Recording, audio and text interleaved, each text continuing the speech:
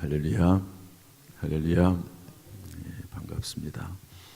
오늘 하나님께서 저와 여러분을 이 자리에 불러주신 것 하나님의 큰 은혜인 줄로 믿습니다. 오늘 예배를 통해서 하나님이 영광 받으시고 또한 예배 가운데 임하시는 주의 은혜가 우리 모든 성도들에게 충만하기를 주님의 이름으로 축복합니다. 우리 옆에 있는 분들하고 우리 인사합시다. 반갑습니다. 축복합니다. 인사하시죠. 그 다음에 잘 될 것입니다. 우리 한번 믿음으로 선포하는 마음으로 축복하는 마음으로 잘 될 것입니다. 반드시 잘 될 것입니다. 오히려 잘 될 것입니다. 이렇게 서로 교제하죠. 우리 다 같이 한번 해보겠습니다. 시작. 잘 될 것입니다. 반드시 잘 될 것입니다. 오히려 더 잘 될 것입니다. 우리의 이 축복의 말대로 될 수 있기를 주님의 이름으로 축원합니다. 오늘 제목은 스데반의 일생이 주는 교훈, 이런 제목입니다. 한번 따라서 할까요? 스데반의 일생이 주는 교훈. 사람의 인생은 일생입니다. 한 번 산다는 거죠. 여러분 두 번 사는 사람은 없죠. 다 한 번 이 땅에 태어나서 살게 돼 있습니다. 어떻게 살 것이냐 하는 것이 우리의 과제죠. 어떻게 살 것이냐. 욜로족이라고 하는 게 있습니다. 욜로 들어보셨어요? 욜로 영어로 YOLO 욜로족 들어보셨어요? 영어를 풀면 이렇습니다. YOLO You only live one. 너는 단지 오직 한 번만 산다. 그게 욜로라고 하는 뜻. 그 이제 네 단어를 앞자만 따가지고 만든 게 욜로라고 하는 말입니다. 욜로족. 인생이라고 하는 것은 딱 한 번 산다. 그러므로 어떻게 하자는 거죠? 인생이라고 하는 것은 딱 한 번 살기 때문에 그러므로 즐기자. 욜로족의 그 결론은 즐기자입니다. 그래서 이 욜로족들은 돈을 벌면 그냥 그거 저축하지 않고 다 씁니다. 여행 다니고 즐기고 먹고 마시고 그런 사람들이 욜로족이죠. 어때 여러분들 괜찮습니까? 욜로족 멋있어 보이죠? 그냥 그렇게 살면 얼마나 좋습니까? 그런데 성경에는 이런 말씀이 있습니다. 히브리서 9장 27절에 보면 한 번 죽는 것은 사람에게 정하신 것이요 그 후에는 심판이 있으리니. 다 죽는데 그것으로 그냥 끝나고 무로 돌아가면 좋은데 그게 아니고 하나님의 심판이 있다 하는 말씀을 하고 있습니다. 사람은 다 누구나 이 땅에 한 번 태어나고 또 한 번 죽습니다. 일생입니다. 인생입니다. 어떻게 살 것이냐. 저는 오늘 스데반이라고 하는 사람을 소개하려고 합니다. 이 스데반의 인생, 스데반의 일생 소개를 하면서 같이 그 안에 들어있는 교훈을 좀 받으려고 하고요. 또 주님께서 이 스데반이라고 하는 사람을 성경책에 기록하게 하신 이유가 뭘까? 그것을 통해서 하나님께서 우리에게 하시고자 하시는 말씀은 뭔가 하는 것을 좀 찾아보려고 합니다. 스데반이라고 하는 사람은 어렸을 때 어떻게 해서 어디에서 지냈는지 또 어떤 고향이 어딘지 이런 것들은 나와 있지 않습니다. 그냥 어느 날 스데반 이름이 툭 튀어나오죠. 어디서 튀어나오냐면 이제 초대교회가 막 엄청난 부흥이 일어났는데, 그때 이 구제로 인해서 헬라파 성도들이 이제 구제에 빠지니까 원망을 하게 됩니다. 원망. 그래서 사도들이 우리들은 하나님의 말씀을 전하고 기도하는 일에 전무하겠다. 그러면서 7명을 뽑아서 구제 업무를 맡기고 또 재정 업무를 위임하는 일이 나오는데요. 그때 이 스데반이라고 하는 이름이 툭 튀어나옵니다. 스데반. 뭐 누군지는 모르지요. 그런데 이름이 나왔습니다. 그래서 이제 이 스데반이 다른 6명의 집사님들과 함께, 성도들과 함께 평신도 사역자죠. 구제 업무를 담당하고 이 초대교회의 큰 교회의 재정 업무를 보게 됐습니다. 그런데 그것만 한 게 아니고 이 스데반 집사님이 이 전도하는 일에 아주 열심을 냈다 하는 것을 볼 수가 있습니다. 이 전도라고 하는 일은 누구든지 다 해야 되는 일이죠. 뭐 나는 뭐 재정을 보니까 전도 안 해도 된다. 나는 뭐 찬양을 하니까 전도 안 해도 된다. 뭐 그런 건 아닙니다. 다 열심히 전도해야 되죠. 그래서 열심히 전도를 했는데 또 여러 가지 은혜와 권능이 나타나고 기사와 표적이 나타나게 됐는데요. 이 모습을 보고 반대자들이 이제 일어나게 됩니다. 그래서 논쟁이 붙게 되죠. 근데 성령과 지혜가 충만한 스데반을 이기지를 못합니다. 은혜가 충만하고 성령이 충만하고 지혜가 있으니까 이기지를 못합니다. 그러니까 그 반대자들, 적대자들이 어떤 일을 하냐면 사람들을 매수합니다. 충동질합니다. 그리고 스데반을 체포합니다. 공회, 지금으로 말하면 의회이자 재판정입니다. 여기에다가 스데반을 세울 뿐만 아니라 거짓 증인을 내세웁니다. 할 수 있는 악한 일은 다 하는 거죠. 스데반이 죄가 없는데 한마디로 말을 해서 죄를 만들어내 가지고 죄인으로 고소 고발하고 그리고 재판정에 세우는 그런 일을 했다 하는 겁니다. 그때 이 스데반이 담대하게 그 공회에서 설교합니다. 그 설교를 쭉 듣고 나서요, 마음에 찔려요. 사람들이 마음에 찔려 이렇게 돼 있거든요. 마음에 찔려. 그런데 이를 갈았다고 되어 있습니다.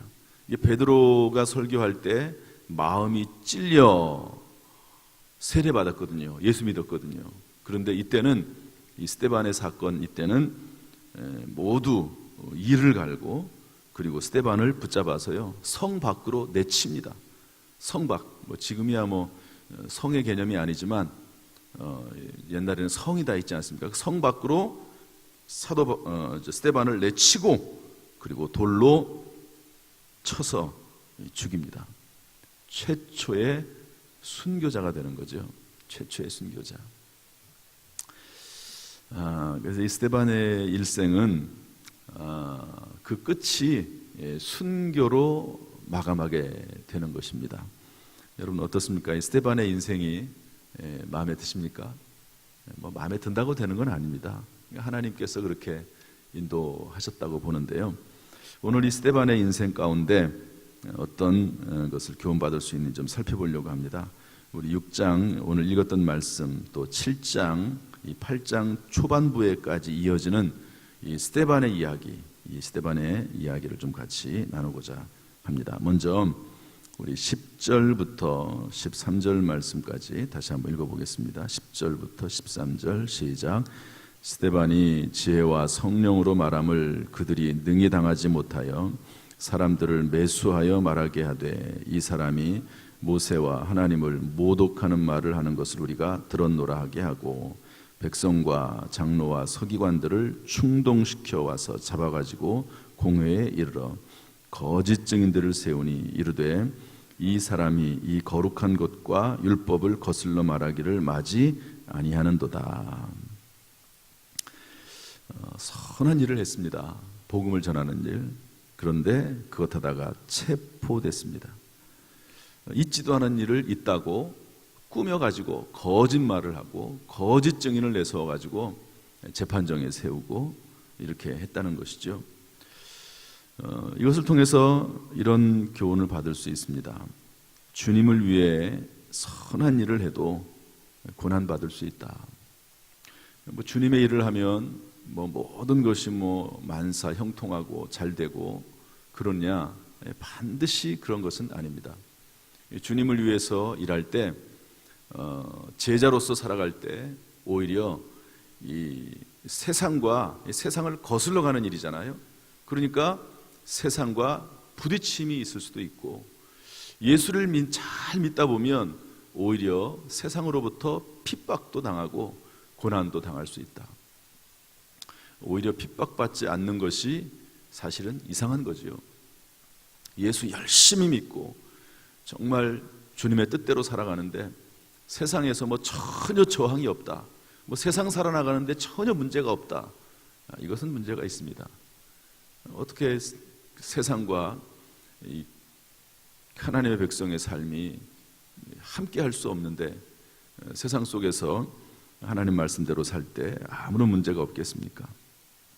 그러나 이렇게 주님을 위해 선한 일을 하다가 고난을 받음에도 불구하고 우리는 그 일을 계속해서 감당해야 되는 것이죠. 우리 그 역사를 쭉 보면은요, 일본에게 우리나라가 36년 동안 지배를 받았습니다. 그때 이 나라의 독립을 위해서 일했던 사람들이 있습니다. 독립한다고 가정을 떠나서 자기의 모든 재산을 다 팔아가지고 독립하는 데 쓰고 먹지 못하고 입지 못하고 붙잡혀서 심지어 온갖 고문도 당하고 죽기도 합니다. 그럼에도 불구하고 나라를 위해서 목숨까지도 바치면서 이렇게 일하죠. 왜 그럴까요? 자기의 목숨보다도 이 나라의 독립이 더 중요하다고 생각하기 때문에 그렇습니다.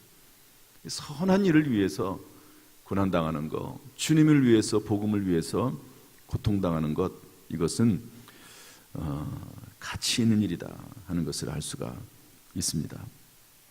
그러므로 여러분, 우리가 비록 주님의 일을 하다가 어떤 경우에는 사업에 조금 지장이 있을 수도 있고 또 주님의 전에 나오다 보니까 시간을 또 여기에 투자하다 보니까 마땅히 또 해야 될 일을 어떤 경우에는 못할 수도 있고 또 피곤하기도 하고 그럴 수 있지만, 그러나 중요한 것은 그 모든 일이 주님을 위해서 더 아름답게 쓰임받을 수 있다 하는 사실을 깨닫고 주님을 위해 선한 일에 고난 가운데서도 감당해야 될 줄로 믿습니다. 우리 고린도후서 1장 8절 말씀 한번 읽어볼까요? 1장 8절 9절 시작. 형제들아, 우리가 아시아에서 당한 환난을 너희가 모르기를 원하지 아니하노니 힘에 겹도록 심한 고난을 당하여 살 소망까지 끊어지고 우리는 우리 자신이 사형 선고를 받은 줄 알았으니 이는 우리로 자기를 의지하지 말고 오직 죽은 자를 다시 살리시는 하나님만 의지하게 하심이라. 사도 바울 일행이 복음을 전하다가 주님의 일하다가 힘에 겹도록 고난을 당하고 살 소망까지 끊어지고 사형 선고를 받은 것으로 생각을 했습니다. 그러나 그렇다고 해서 주님의 선한 일을 포기한 것이 아니라 오히려 더 주님을 의지하고 주님을 바라봤다 하는 말씀입니다. 베드로전서 2장 20절은 이렇게 되어 있습니다. 죄가 있어 매를 맞고 참으면 무슨 칭찬이 있으리요. 그러나 선을 행함으로 고난을 받고 참으면 이는 하나님 앞에 아름다우니라. 여러분, 주님을 위해서 선한 일을 하다가 때때로 고난당하기도 하고 또 어려움을 당할 때 낙심하지 말고 하나님이 참 아름답게 보십니다. 그럴수록 더 주님을 섬기고 선한 일에 더 열심을 낼 수 있고 또 지혜와 능력으로 행할 수 있기를 주님의 이름으로 축복합니다. 반드시 의의 면류관 금생과 내생의 복을 주시는 하나님의 역사가 임하게 될 줄로 믿습니다. 두 번째로 스데반의 일생을 통해서 무엇을 알 수 있는가? 우리 7장 1절 2절, 우리 7장으로 넘어가겠습니다. 7장 이제 스데반의 설교 내용인데요. 7장 1절 2절만 읽죠. 시작. 대제사장이 이르되 이것이 사실이냐? 스데반이 이르되 여러분 부형들이여 들으소서.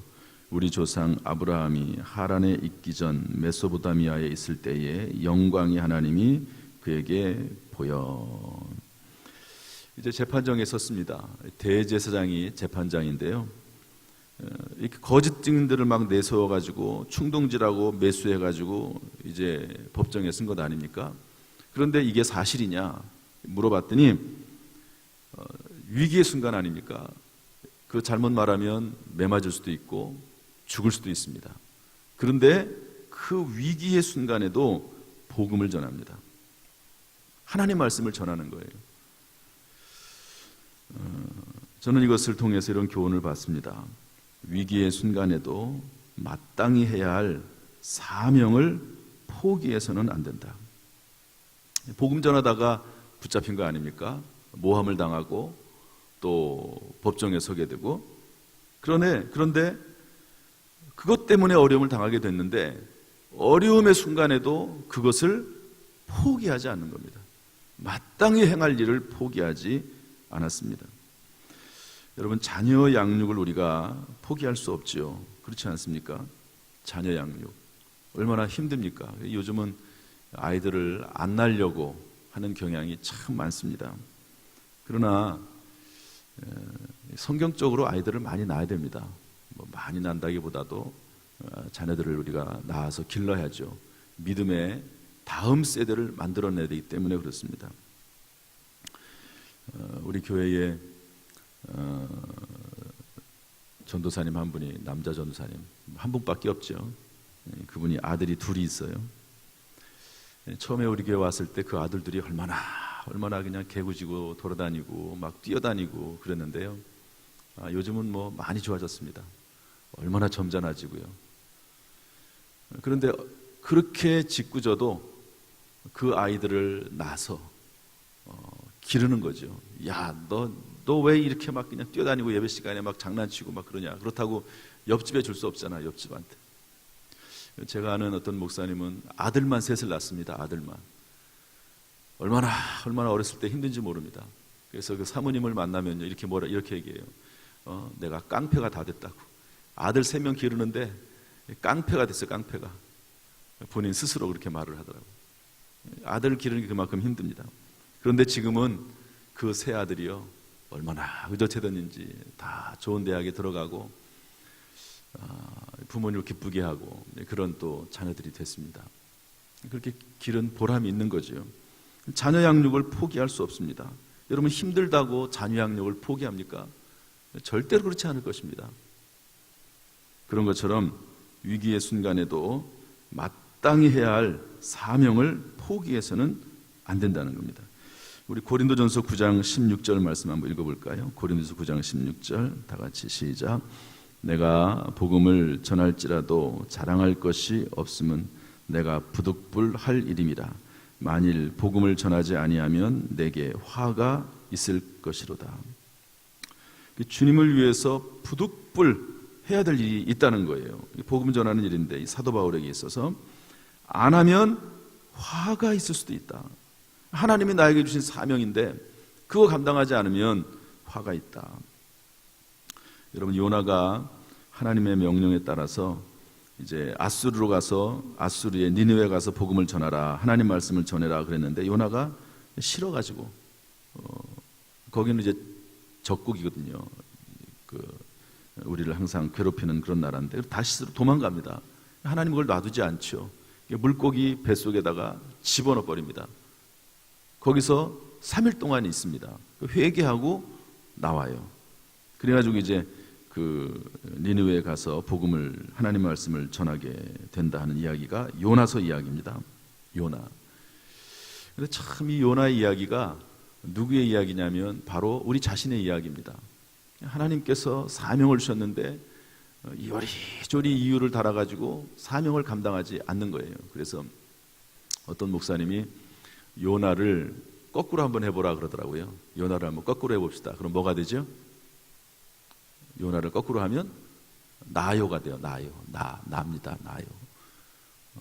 요나가 하나님의 말씀을 듣지 않고 다른 길로 갔는데 그게 바로 요나 이야기가 아니고 내 이야기다. 내 이야기입니다. 그러면서 설교하는 것을 들어본 적이 있습니다. 그러므로 여러분, 우리가 하나님의 사명을 감당하는 것은 절대로 포기해서는 안 될 일입니다. 크든 작든 그것이 많든 그렇지 않든지 간에 여러분 성실하게 믿음으로 감당하면 하나님께서 반드시 그 수고를 기억하시고 그 땀방울을 하나님께서 기억하시고 은혜 가운데 갚아 주실 줄로 믿습니다. 할렐루야. 세 번째 스데반의 일생을 통해서 무슨 교훈을 받을 수 있는가? 이제 쭉 3절부터 53절까지 이제 스데반의 설교가 나오는데요. 설교가 다 끝나고 나서 이제 반응이 보이는 시간입니다. 우리 54절부터 56절 말씀, 7장 54절부터 56절 말씀 읽어보겠습니다. 다 같이 시작. 그들이 이 말을 듣고 마음에 찔려 그를 향하여 이를 갈거늘 스데반이 성령 충만하여 하늘을 우러러 주목하여 하나님의 영광과 및 예수께서 하나님 우편에 서신 것을 보고 말하되 보라 하늘이 열리고 인자가 하나님 우편에 서신 것을 보노라 한데. 설교를 듣고 다 회개하고 돌아왔으면 좋은데 베드로처럼 막 그냥 3,000명이 회개했으면 좋겠는데 스데반이 설교했을 때는 사람들이 마음이 찔리긴 했어요. 스데반의 설교를 들으니까 그 말이 맞아. 그러니까 마음이 막 찔렸어요. 그런데 찔렸으면 회개를 했으면 좋았는데 회개를 하지 않고 이를 갈고 그리고 이제 나중에 보면은 이제 돌로 쳐서 죽입니다. 그런데 그때 하늘이 열리고 예수님이 하나님 우편에 서신 것을 봤다 이렇게 말합니다. 지금 아주 위기의 순간이에요. 죽을지도 모르는 그런 순간입니다. 설교 전하고 사람들의 막 분위기를 보니까요, 막 죽일 것 같아요. 막 그런 분위기에 막 처해져 있는데 하늘을 바라보니까 예수님이 하나님의 보좌가 있고 그 하나님의 보좌 우편에 예수님이 서 있는 것을 보게 됩니다. 어떤 분이 예수님이 서 있다. 이제 로마서에 보면 예수님이 하나님의 보좌 우편에 앉아 있다고 돼 있거든요. 그런데 이 순간에는요, 예수님이 벌떡 일어나셨다. 이렇게 설교하시는 분도 계시더라고요. 그 스데반의 모습을 보고 예수님이 그 하나님의 보좌 우편에서 벌떡 일어서신 거예요. 아니, 스데반 제가 저러다가 저 어떻게 되는 거 아니야? 뭐 그런 염려가 있을 수도 있고, 그 스데반의 그 설교와 스데반의 그 하는 모습이 너무너무 귀하니까 예수님이 그 자리에서 벌떡 일어나가지고 본 거예요. 보고 있는 겁니다. 여러분, 저는 이것을 통해서 어떤 교훈을 받는가? 위기의 순간은 하나님을 직접 만나는 시간입니다. 고난의 시간은 우리에게 해로운 시간이 아니라 하나님을 직접 만나는 시간입니다. 우리의 생애를 한번 되돌아보십시오. 그러면 고난과 어려움이 있지만 그러나 그것을 통해서 오히려 하나님을 만나게 됩니다. 대부분 다 그렇습니다. 그냥 평탄한 삶을 살 때는요, 하나님을 만나지 못합니다. 그런데 위기의 순간에 오히려 하나님을 만나게 되는 것이죠. 우리 창세기 28장 16절 말씀 읽어보겠습니다. 다 같이 시작. 야곱이 잠이 깨어 이르되 여호와께서 과연 여기 계시거늘 내가 알지 못하였도다. 야곱이 이제 아버지 이삭을 속이고 형을 속이고 축복 기도를 받습니다. 그런데 형에게 미움을 받아가지고요, 형이 막 죽이겠다고 그래요. 형이 장자가 받아야 될 축복을 자기가 가로챘단 말이에요. 그러니까 얼마나 밉습니까? 그러니까 그 어머니 리브가가 시켜가지고 삼촌 라반의 집으로 도망갑니다. 가는 과정 가운데 이 베델이라고 하는 곳에 머무르게 되는데 뭐 아무것도 없이 그냥 돌베개를 베고 잠을 자는 겁니다. 그런데 꿈을 꾸지요. 꿈속에서 사닥다리가 하나가 보이고 거기 하늘과 그 사닥다리가 연결되어 있는데 천사들이 계속해서 왕래하면서 자기를 돌보는 걸 봅니다. 그래서 야곱이 잠이 깨어서 말하기를 여호와께서 과연 여기 계시거늘 내가 알지 못하였도다. 여러분, 얼마나 위기의 순간입니까? 얼마나 처량합니까? 그런데 그 시간은 바로 하나님이 함께하는 시간이었고 하나님이 붙잡아주는 시간이었음을 깨닫게 되는 거지요. 이런 시간이 없으면 그 하나님의 환상을, 꿈을 보질 못하는 겁니다. 보지 못하는 거예요. 이런 시간이, 어려움의 시간이 있기 때문에 이런 경험도 있는 것입니다. 엄청난 시련과 시험과 고난이 있었던 성경에 나와 있는 유명한 사람이 욥이라고 하는 사람이지요. 욥. 얼마나 많은 고난을 당합니까? 하루아침에 모든 재산이 다 날아가고 종들은 죽고 아들 죽고 또 아내는 하나님을 욕하고 죽으라고 그렇게 자살하라고 얘기하고 자기의 온 몸에 욕창이 들려가지고 정말 죽을 수밖에 없는 그런 비참한 가운데 있을 때 이분이 나중에 하나님을 만나지 않습니까?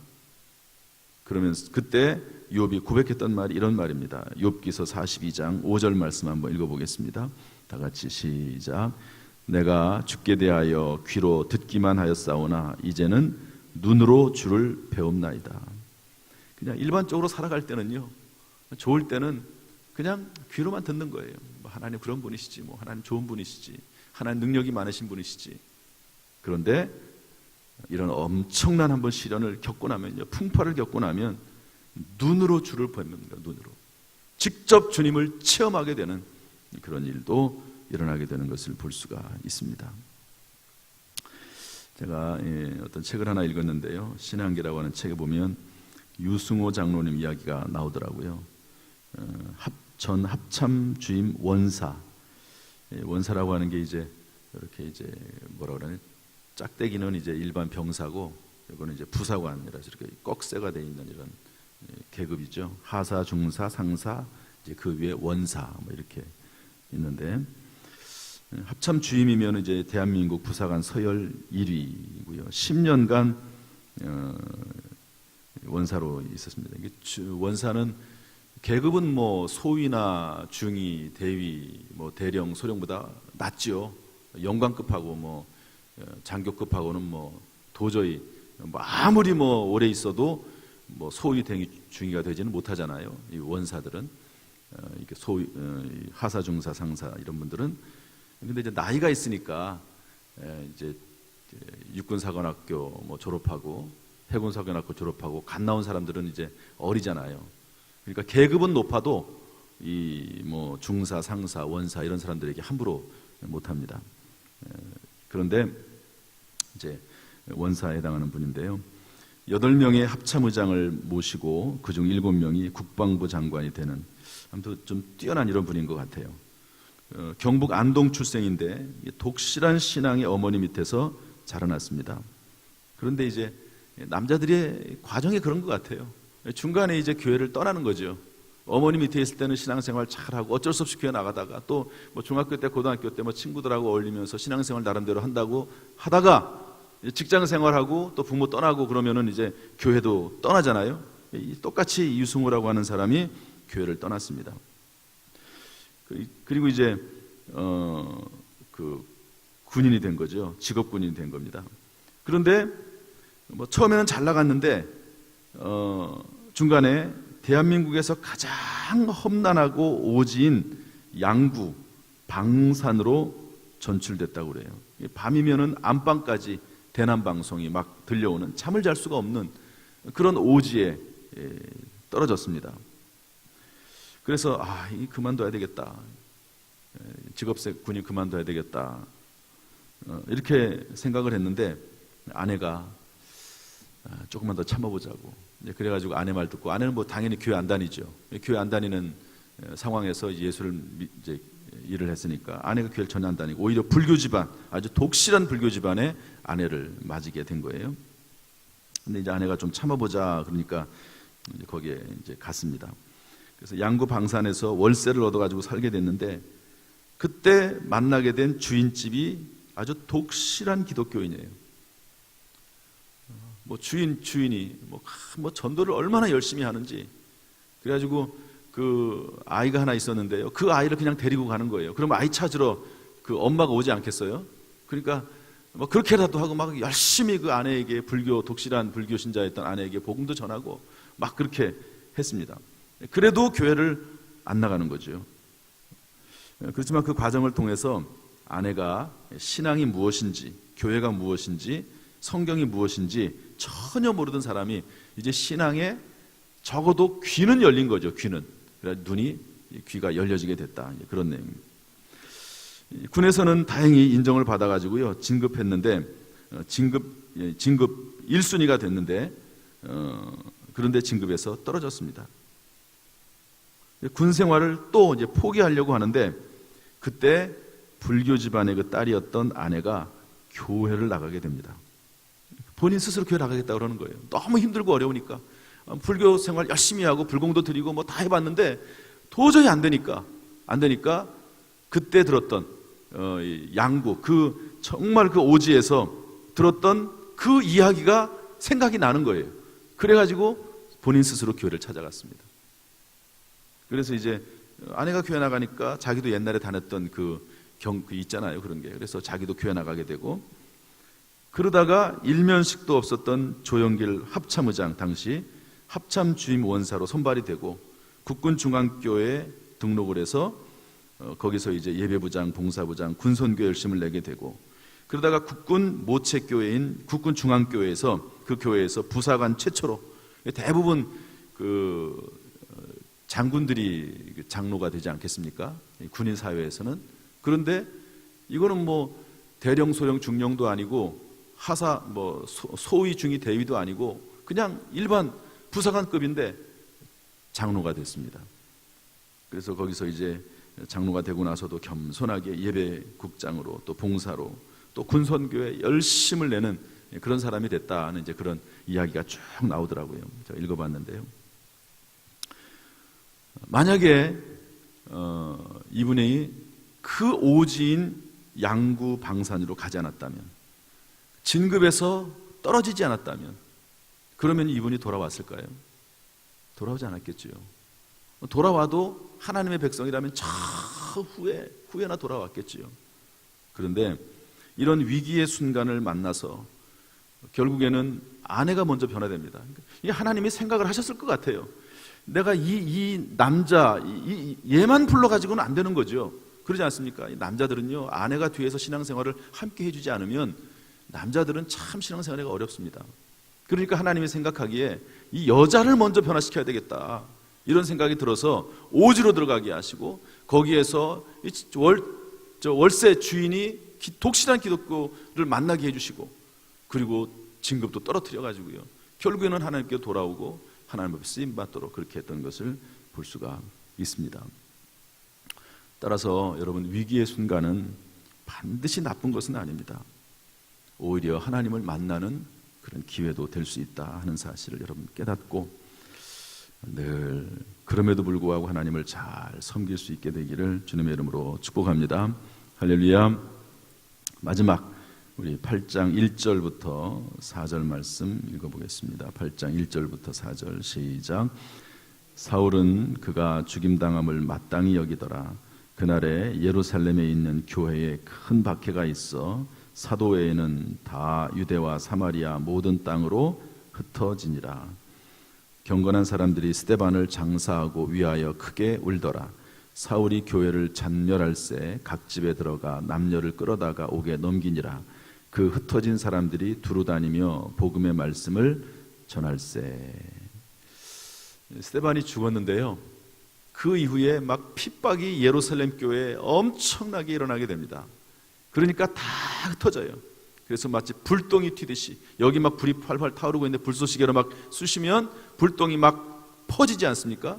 그런데 그 불똥이 각 지역에서 유대와 사마리아에서 붙어가지고요 오히려 스데반 죽음 순교 이후에 그 주변의 유대와 사마리아 지역에 복음의 불길이 예루살렘처럼 일어나게 됐다 하는 것입니다.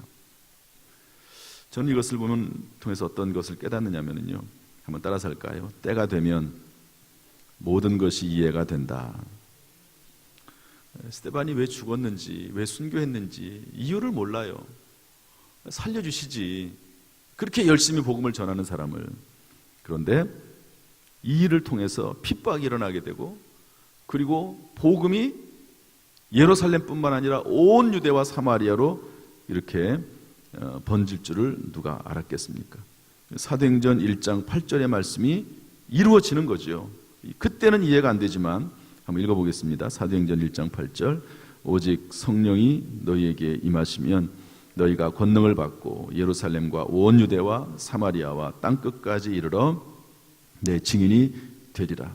그 예루살렘, 성령 받고 예루살렘에서 복음을 열심히 전하고 있는데, 이게 이제 유대와 사마리아 땅끝까지 이르러서 번져야 되는데 그걸 하지 않는 거예요. 하나님께서 보다 스데반을 하나님이 세우셔서, 스데반을 비록 순교하긴 했지만 순교 얼마나 큰 영광입니까? 스데반 입장에서는. 그래서 그걸 통해서 하나님의 뜻을 이루어나가는 것을 볼 수가 있습니다. 때가 되면 이해가 되는 거예요. 아, 왜 그랬을까? 스데반이 왜 그런 고난을 당했을까? 모르지만 지나고 나니까 이해가 되는 거예요. 아, 그렇구나. 이 사건을 통해서 하나님은 전 세계에 복음을 전하게 하기를 원하셨구나 하는 것을 알 수가 있습니다. 여러분, 혹시 지금 납득이 안 되는 일이 생겼습니까? 그러면 오해하지 마시고 때가 되면 이해가 된다. 지금은 때가 안 된 것이다. 때가 되면 이해가 되겠지. 그렇게 생각하는 것이 성경적입니다. 이야기 하나 하고 마치겠습니다. 이번에 우리 요즘 계속 구역 대신방하고 있는데요, 정유순 권사님 구역을 신방을 했습니다. 암 환자 전문 요양병원에 있는데 잠시 이제 집으로 오셨어요. 이제 대신방도 있고 그래서. 근데 이제 이런 얘기를 저에게 해주더라고요. 입원하고 있는 요양병원에 이제 다른 병실에 있는 환자인데 그 환자가 오라고 하는 거예요. 그래서 이제 오라고 해서 몸이 아파가지고 힘들어서 잘 못 갔는데 한 3일 정도 있다가 갔답니다. 갔더니 돈 50만 원을 주더래요. 이분이 기도를 많이 하시는 분인데, 같은 이제 암 환자긴 한데 병원에 입원해 있으면서 암에 걸려서 이제 같이 요양을 받는 거예요. 그런데 이분이 기도를 많이 하는데, 기도하다 보니까 뭐 소문을 들었는지 모르지만 이 정효순 권사님 그 생각이 나면서 하나님께서 자꾸 마음에 감동을 주시면서 좀 도와주라고. 그래가지고 그걸 견디다 못해서, 자기도 암 환자인데 돈이 얼마나 많이 필요하겠습니까? 그런데 자꾸 그런 감동을 주시니까 불러가지고, 본인이 올 수는 없고 본인도 힘들어가지고 다 암에 걸려가지고 다 같이 다 힘든 처지예요. 오라고 그래서 이제 가봤더니 돈을 50만 원을 주더라고. 그래서 이제 너무너무 감사하고, 재정적으로 어려운데 또 자녀들이 자기를 이렇게 돕느라고 힘들어할 텐데 이렇게 돼서 얼마나 감사한지 모른다고 그런 얘기를 하더라고요. 제가 그 얘기를 들으면서 저도 참 감사가 되더라고요. 그러면서 동시에 어떤 마음이 드냐면, 비록 권사님이 병이 들어서 병원에 입원해 있지만 하나님은 잊지 않고 계셨구나, 그런 마음이 드는 게 감사가 되는 거예요. 제가 그 얘기도 했습니다. 하나님이 권사님 하나 잊어버리지 않으신다고, 하나님 기억하고 계신다고. 왜 병들었는지 이해되진 않지만 그렇다고 해서 하나님께서 외면하신 것은 아니고 보고 계신다. 때가 되면 이해가 될 것이다. 그렇게 생각할 수가 있었습니다. 때가 되면 이해가 됩니다. 이런 얘기도 하더라고요. 병실에 이제 6인실로 옮겼는데 6인실에 있는 한 분이, 거기도 이제 암 환자인데요, 복수가 차가지고 배가 이렇게 불러와 있는 거예요. 그런데 그 암 환자는 아침마다 일어나면은요 다 불러 모은대요. 그래가지고 우리 하이파이브 하잖아요. 하이파이브 알죠? 이렇게 하는 거, 이렇게 하는 거. 왜 하이파이브를 하느냐? 암 환자가 복수는 차가지고. 그러면서 뭐라고 하냐면, 오늘도 살았다.